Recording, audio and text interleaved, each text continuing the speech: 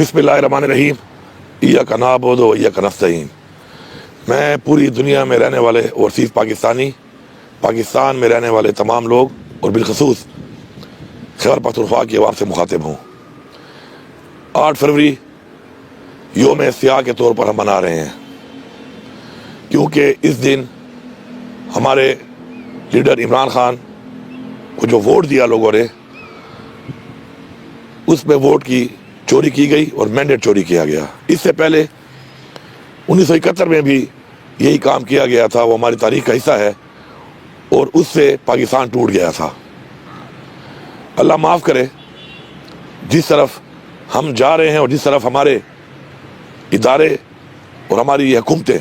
جو کہ فارم 47 پہ بنی ہیں، جس طرف جبر کر کے، قانون توڑ کے، آئین کو توڑ کے، مینڈیٹ چوری کر کے آگے بڑھ رہی ہیں یا بڑھ رہے ہیں، تو اس سے پاکستان کو جو نقصان ہو رہا ہے وہ آپ سب کے سامنے ہے۔ 8 فروری 2025 ایک سال بعد اس یوم سیاہ کے حوالے سے اب ہر سال منایا جائے گا، اور اس سال بھرپور طریقے سے عمران خان کے احکامات کے مطابق ہم اس کو منا رہے ہیں۔ میں آپ سب سے ایک گزارش کرتا ہوں کہ آپ جہاں پر بھی ہیں، آپ نے بھرپور طریقے سے نکلنا ہے،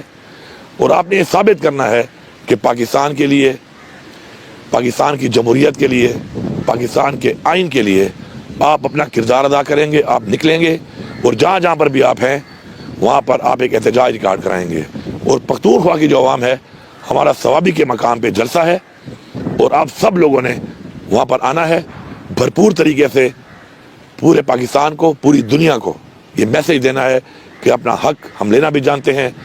اپنا حق ہم چھین کر لینا بھی جانتے ہیں، اور ہم اپنے حق کے لیے ہم کھڑے رہیں گے،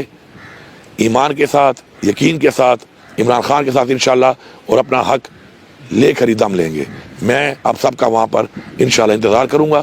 آپ سب کا بہت شکریہ۔